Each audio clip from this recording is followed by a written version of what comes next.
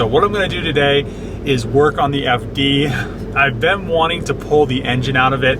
I want to freshen up some stuff. The oil pan did leak and a bunch of other stuff, and it's a lot easier to fabricate and measure stuff when it's out of the car. So I do have another engine stand. Pull the rotary out, put it on the engine stand, and just kind of go through it. I also last night 3D printed a template for the flange just to make sure that all the bolt holes were going to line up, and that's another reason why I wanted to pull it out of the car, because it's really hard to see if the bolt holes, because I already did this once and they were off just a hair. Down at the shop now, just finished cleaning up all the powder coating dust from when I powder coated the brake calipers. I also moved the powder coating oven back to its little storage spot. I also put all of the powder coating stuff inside the oven, so cleaned up a lot of stuff. But what I'm going to do now is finally pull the rotary out of the FD. It's going back in the car. This car will continue to have a rotary, but the reason why I want to pull it out, I want to make sure that everything is good to go. Also, a bird built a nest inside the transmission, so I want to clean that out, and I just want to reseal the oil pan. It was leaking. There were a few things that were leaking, and I want to be able to have easier access to look at the intake manifold so I could design the intake manifold. I know that nothing is going to stick further out than exhaust manifold, which exhaust manifold clears the frame rails, and then I could continue to make the downpipe. I know that the downpipe needs to just kind of tuck up against the exhaust manifold, but like I said before, I'm waiting on 4-inch titanium pipe because it's back ordered. So I need some straight sections. I need some more pie cuts. So eventually I'll get the titanium exhaust finished on this car. And then by that time, I should have the intake manifold designed, made, and pretty much get all of this situated. I'm going to redo the radiator system, coolant system. I have the electric AC compressor, so I'm going to be running, I'll have AC in the car again. I also want to reroute the heater hose. So when I got the car, it had that blue heater hose line on it, and it was just too close to the turbo. It just made me worry that it would burn through. Plus, I don't want that heater hose near the titanium exhaust, because if titanium gets dirty, which I will be driving this around, but if it gets oil or fingerprints or any of that, and then you turn the car on and the titanium actually gets hot, it burns all of that into the titanium. So I want to make sure that when I put this engine together back in the car, that I don't have any oil leaks. Nothing's going to spray on the titanium exhaust, because if that happens, I'll just make it look like garbage, and I don't want to do that. I want to mitigate all that stuff. I want to mitigate all the oil leaks that it had before. Remove the bolts from the engine mounts as well as the bell housing. What I'm going to do now is I need longer bolts to mount the engine to the engine stand, as you can see.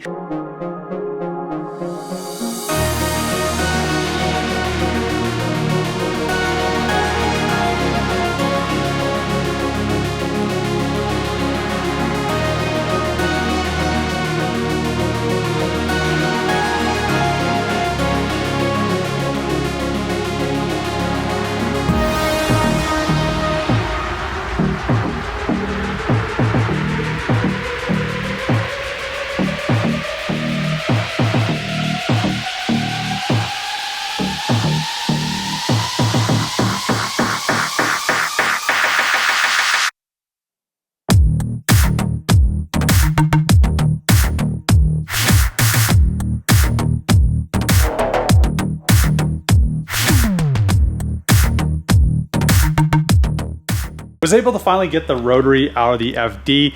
What I had to end up doing was actually pulling the engine with the transmission.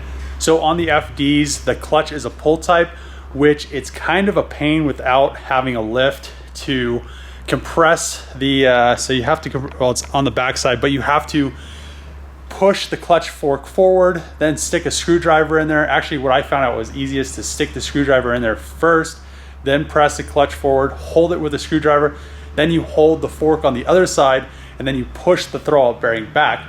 So it is kind of a process, and at the end of the day, it did make me have to take the transmission out, which wasn't that bad of a deal. I had to pull the transmission anyway, and I got all the bird nest remnants out of there. One thing I did notice, I pulled the Extedi, it's a dual disc clutch, and it looks like it needs to be replaced. The car was making 480 horsepower, and I mean, this thing has a lot of hot spots, but on multi-plate clutches, hot spots are a normal thing. There's not really a way to dissipate the heat. The one thing I did notice that was really cool was this center disc right here, or the iron, or whatever you want to call it, actually has vents like a brake rotor, and I'm guessing that dissipates a lot more heat than not having that. The one issue is there really isn't any flow going through the transmission. So one thing I was thinking about was making kind of an air duct system to blow across the clutch, maybe just to get some airflow inside the transmission, because with multi-layer clutches, it just seems like they get hot spotted, and it's not really, it is a bad thing, but it literally will happen instantly. If you do like a few highway pulls, your clutch will start to get hot spots like this. So the one thing I was worried about is the disc. There isn't very much material left. There is some. If I put this in a lower horsepower car, like I said, I want this car to make 600, and I don't want to have to pull it again after I do everything and then you have to put a clutch in it, which would just kind of be redundant. So I'll probably end up getting a triple plate clutch. That X-Steady felt really good, so I'll probably just end up going with another X-Steady. I have an X-Steady in my LS. I've had X-Steadys in a bunch of stuff, and they work very well. Their multi-layer clutches are good. So I've gone with OS Geiken or X-Steady, both good clutches. But the one thing that I found out when I pulled this engine that I was kind of very sad about, it really doesn't affect it very much, but on, it wasn't me, because I would have the piece, but somebody broke the bolt location for the by the oil filter housing. So that's just kind of disappointing. Broke it off, and you know, the transmission bolts in a variety of other places, which one bolt isn't going to really matter. So I'll probably end up still continue to run this engine for now until I probably will go and do a full billet one, but it's just kind of disappointing. It just makes me kind of sad that a company or a shop, a really well-known rotary shop in Texas, built this engine and installed it, and it was the last time the engine was out or touched, and they must have done that. So unfortunate, but it happens, and we'll just kind of work around it. So you can kind of see how my turbo manifold goes a little bit better. It's actually, you know, you can see the clearances and how I have it clearance back here, and then I have the downpipe over here kind of taped up, and this is titanium, but we'll show you kind of what I'm thinking about.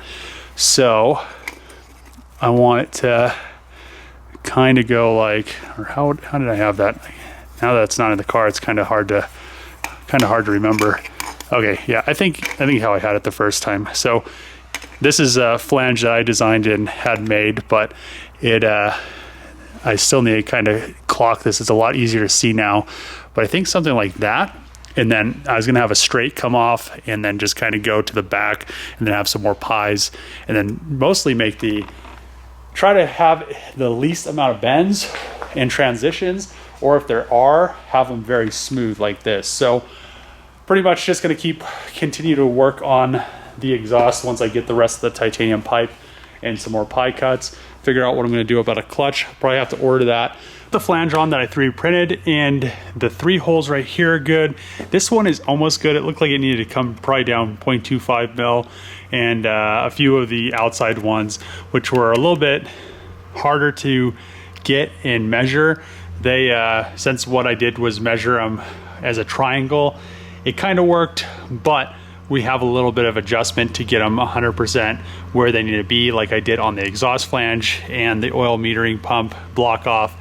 And well, this one was a little bit easier because it's just a cross, but yeah, I'm just really glad that this is fixed and now, or modified, and now I could actually go modify these dimensions, re-3D print this, and see what we come up with. And then it was really nice to look down in there, and I could get the flashlight, but everything looks really good. I actually put some oil in there, so there's actually oil in, if I can, you might not be able to see it. It's gonna be really, it's gonna be one of those things where I can't have the light There we go. So you can see oil in there. And I do that just so it doesn't have any rust issues, because it has been sitting for a while. And all I have to do is pretty much start it up, it'll burn all that oil out.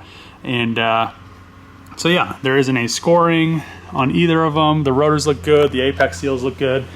The side seals look like they're doing their job. It doesn't look like there's any uneven wear or pretty much any wear at all. It looks pretty much just like the rotor housings. They're just all nice and shiny like they should be. When you really want to start worrying about them is when you start to see grooving or lines or anything like when you're looking at a cylinder in an engine. So the mini engine over here, you can pretty much see that it's nice and smooth and there isn't any lines or scores going up and down the cylinder bore. Rotaries are the same thing, same principle. One just spins around in a circle, the other one goes up and down. So now that the FD has the engine pulled out of it, what I'm gonna end up doing is actually start cleaning some stuff up that I really didn't like. So one thing that I wanna do is repaint the car. The issue with the car, there's quite a few imperfections. They're not very noticeable in videos, but to have a very, very clean FD, I'm gonna have to fix all these issues. And another thing that I wanted to do was change the color.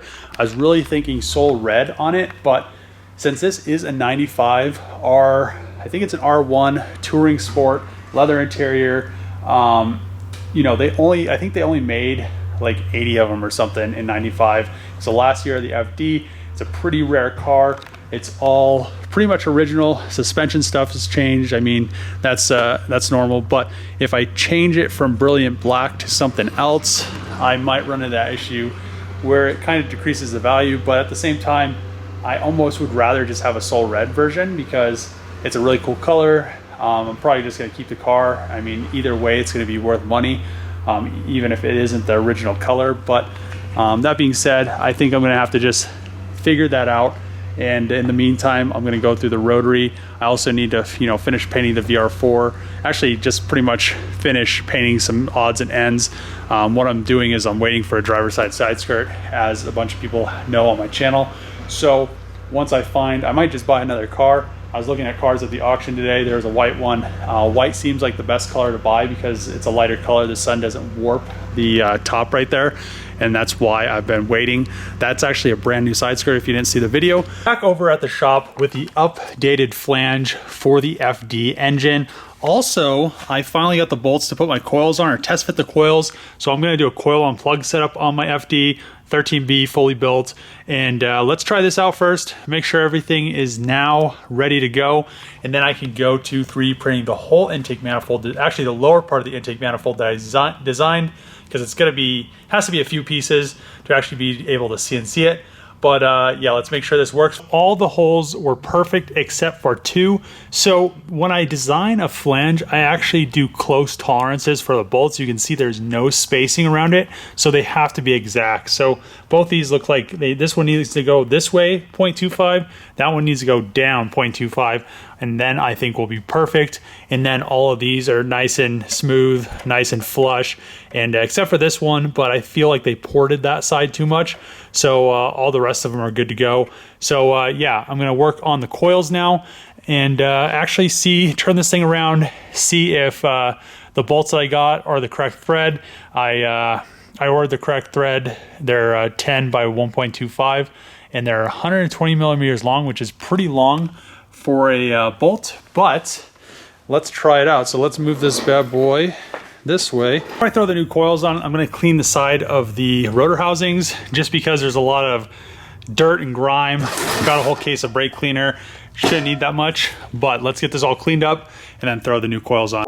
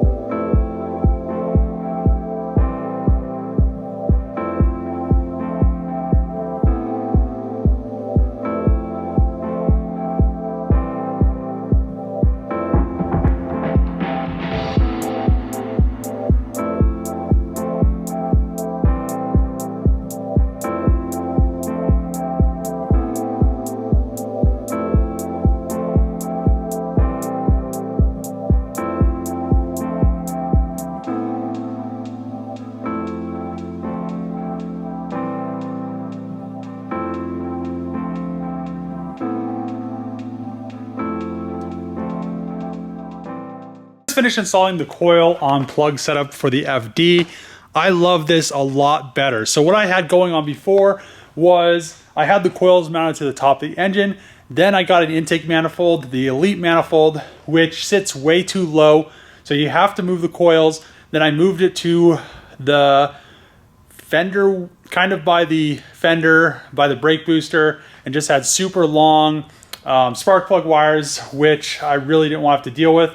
And I didn't have any issues. It just was too much. There's just too much going on, too much just stuff everywhere. So since I'm running the Haltech ECU now instead of the Power FC, I'm just gonna wire these coils in, pretty much rewire the whole engine, do a whole new harness, because my old harness worked and it was just like a stock harness, but it was, it's been modified over the years. So I'd rather just start fresh. I have the new Haltech wiring harness up there, so I'm gonna go with that. Then I could, run new oil pressure sensors, new coolant temp sensors. Then I could fix all of this stuff up here, have a nice clean wiring harness, and then, I'll have coil on plug. I'll have a lot more control over the ignition system instead of the waste. I think it's waste spark that's actually in the FDs and the FCs originally, but then I'll have a lot more control tuning it and etc. So this just helps out a lot, makes me a lot more happy, because now I don't have to worry about the coil setup, and eventually I won't have to worry about the wiring setup. I'm probably going to do something with the oil filter, the coolant lines, the oil cooler lines, because I want to run the oil cooler in a different spot. I'm going to end up running the oil cooler most likely in the center. So I'm going to run the radiator, the oil cooler above it, and then I'm not going to have an intercooler, or I'm not going to have a front mount anymore. I had the V mount. I'm not going to have that either anymore. And then I'm just going to do something completely new with it, and just get rid of the whole issues with heat soaking and all that stuff. Then hook AC up to it. I need to have a condenser, etc. So it's coming, but that's pretty much all I want to do with this thing today. Pretty much it's where it is. I'm glad that I cleaned it up and cleaned the side of the block up and got it out of the car. And check the clutch. I mean, the clutch is fine, but it needs, most likely I'm just going to buy a new one, just because I don't want to have any issues with that. I'm finally glad that I was able to get that intake flange, the whole orientation all figured out. So now I could 3D print the intake manifold that I'm designing, and pretty much go from there. And in the next video, I'll probably end up doing that, and just continue working on getting this thing back in the car 100%. Eventually I'll do billet rotor housings, because this rear plate, like I showed you guys, the company cracked it when they installed the engine into the car. So even reputable shops aren't that great. So I'm not saying all of them are bad, but it's just disappointing that that's cracked and missing the chunk. If it did happen from too much power through the engine, it would have been inside the tranny. It would have destroyed a bunch of stuff. But I'm going to end the video here. If you like these videos, make sure to click the subscribe button, thumbs up, throw a comment below. Also, share this with your friends, and see you guys next time.